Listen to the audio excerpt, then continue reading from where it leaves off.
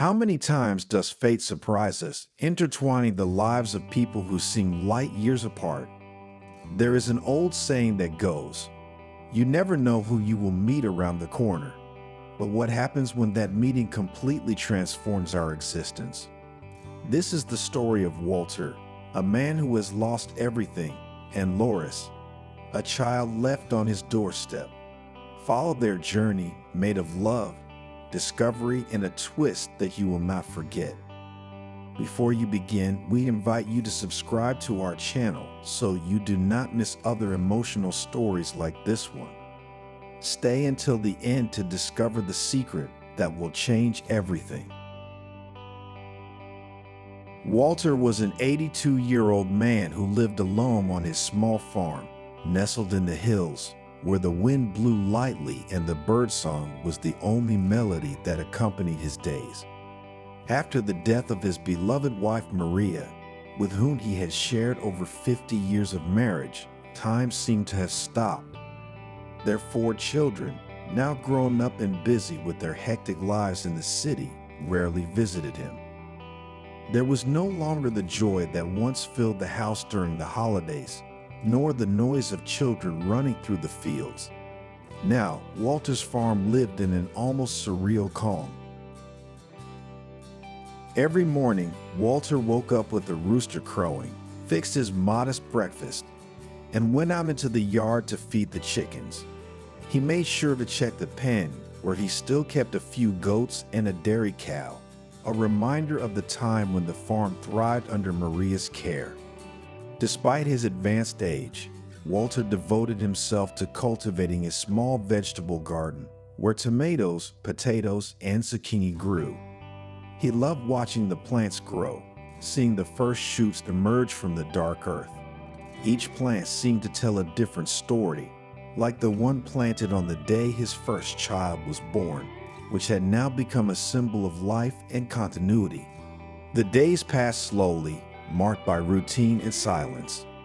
Walter spent his evenings sitting on the old porch, watching the sun set behind the hills, remembering the happy moments spent with Maria. He often thought about what his life would be like if she were still beside him, with her sweet smile and her hands always ready to help. Now, however, the evenings were cold and lonely, and the only company he had was the old grandfather clock that ticked incessantly in the living room. One spring morning, as the sun slowly rose, Walter decided to take a break from working in the garden. He sat in the shade of the big walnut tree, the same tree under which he and Maria sat to tell stories and plan their future. The trunk was thick and gnarled, a sign of the passing years, and the leaves danced lightly in the wind. It was a place of peace, a refuge from the world. As he enjoyed that moment of tranquility, an unexpected sound interrupted his thoughts. A faint, almost inaudible cry came from inside the house. Walter stood up with difficulty, leaning on his carved wooden cane, a gift from one of his sons many years ago. With his heart in his throat, he headed for the door, fearing that some animal had sneaked into the house. When he opened the door, however, what he saw left him breathless. In front of him, next to the omelet stove, laid a small wicker basket. Inside, wrapped in a cream-colored blanket, was a newborn baby with red cheeks and eyes full of tears. Walter bent down, his hands shaking, and picked up the child. The little boy stirred a little, but then calmed down in the old man's strong, gentle arms. There was no sign of who might have left the child there, no letter or sign to explain the abandonment. The only thing in the basket was a handwritten note with one word, Loris. Walter didn't know what to do. He was shocked and confused, but at the same time, he felt a growing sense of protection towards that child. He had lost his family, and now fate was offering him a new chance. He decided in that moment, without hesitation, that he would raise Loris as if he were his own grandson. He sat on the old armchair by the window and watched the little boy fall asleep in his arms, feeling the warmth he hadn't felt in years. As the days passed, Loris' presence filled the house with a new energy. Walter woke up every morning with a different purpose. Every smile, every laugh of the child brightened the old man's days. The following years were full of unforgettable moments. Loris grew up in the fields, learning early to walk between the rows of wheat and to recognize the birds singing. Walter took him with him everywhere, and the child, curious and lively, never stopped asking questions. At 6 years old, Loris had become Walter's shadow, following him in every activity.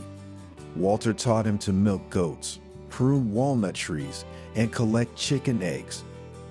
During those days of work together, Walter told Loris stories of his youth, of adventures with his grandmother, and of a world that seemed so far from the present.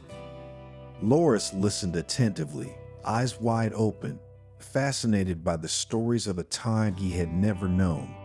But the tranquility of their life was interrupted on Loris' 6th birthday. After a day spent celebrating with simple homemade sweets and a walk through the village, something changed. As they walked along the dirt road that led to the farm, a luxurious car stopped abruptly in front of them. The noise of the engine interrupted the silence of the countryside, and from the car got out an elegant, well-dressed man with a tense expression on his face. The man introduced himself as Carlo, and with a voice broken by emotion, revealed to Walter that he was Loris's biological father. Walter remained still, unable to fully understand what was happening. Carlo explained that years before, Loris's mother, a woman named Alessia, had been killed under mysterious circumstances, and that he had spent the last 6 years desperately searching for his son, believing him to have died along with his mother. Walter didn't know how to react. He had raised Loris as his own, and now this elegant man was asking for his son back. Carlo, seeing the uncertainty in Walter's eyes, took an old photograph out of his coat pocket. It was a family photo, Carlo, Alessia, and a small newborn. The resemblance between Loris and the woman in the photo was undeniable. Walter understood that the man in front of him was telling the truth. If you like this video, remember to leave a like and subscribe to the channel. This way you support us. Walter's old heart tightened at the thought of losing Loris. However, he knew that the child had the right to know his story, to know who his real mother was, and to be able to meet the biological father who had searched for him for so many years. With great maturity, Loris asked Carlo to tell him more about his biological mother. Carlo, with tears in his eyes, began to tell about Alessia, a brilliant and courageous woman who had fought until the end to protect her child. The tension between Walter and Carlo began to dissolve. They both loved Loris, and they both wanted only what was best for him. Finally, Loris made a decision that surprised everyone. He turned to Walter and Carlo and said, "I don't want to choose between you. You are both my family." Those words melted the hearts of both men, who understood how important it was to stay united for Loris' sake. Carlo proposed to Walter to remain part of Loris' life, forming a family together, united by ties that went beyond blood. They began to work together to ensure Loris a happy and loving future. Walter happily accepted, seeing in Carlo not only Loris' biological father, but a friend and ally. Their bond strengthened, and Loris grew up surrounded by love and support, with the wisdom of two fathers to guide him.